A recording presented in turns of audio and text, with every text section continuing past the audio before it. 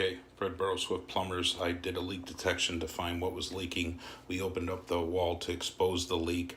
There was damage to the backside of this wall, and it ran under the tile in another room, so quite a bit of damage from this leak. It was coming from that drain shoe, and I pulled it. It was partially clogged with hair. You could see the hair I pulled out of it. There's the old plumber's putty.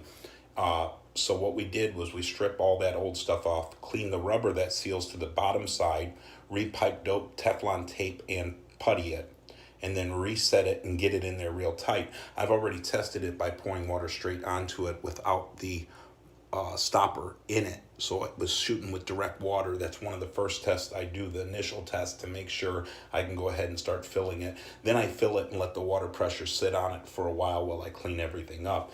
We've done that part and still no leaks underneath there, and I'll show you the bottom side. Now the third test is to let a full tub drain, and we're going to go ahead and do that and also turn it on here.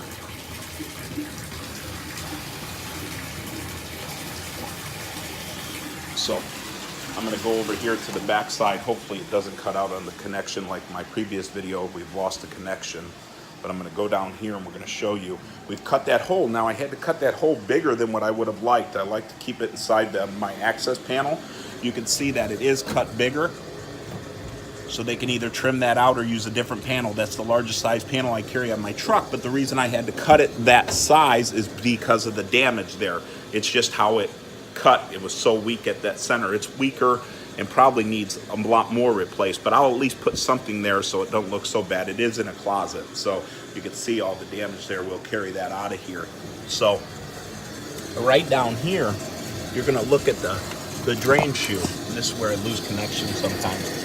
But what you can see is there's no water coming off of that drain shoe whatsoever. And that's the important part. I got it good and tight, and you can see that seal done well. So we don't want any kind of leaks underneath this. See, I've got it. There's not a drip there. Nothing showing up in the ground area. Nothing. So we got that reset, thoroughly tested, and free of leaks. Located, exposed, fixed, tested. Testing is the important part on any job because that's what eliminates callbacks. Now, if there were further issues with this down the road, the whole trip, waste, and overflow would need replaced. And you can hear the drain going down. It's sucking down. And when I mention the whole trip, waste, and overflow, we take that whole PVC assembly out, going all the way back through. This trap is set a little low from when they installed the bathtub, and the shoe had to get pulled up. It should be fine, but any problems down the road, if that were to loosen up, then that has to get broken out and dug out from the trap up. I doubt that's needed, but that's what you would do. You can hear that thing draining right now.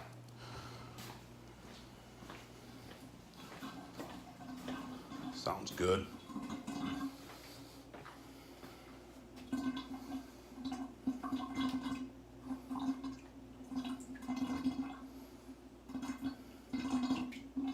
So we're going to clean this up and end this video, attach it to the invoice.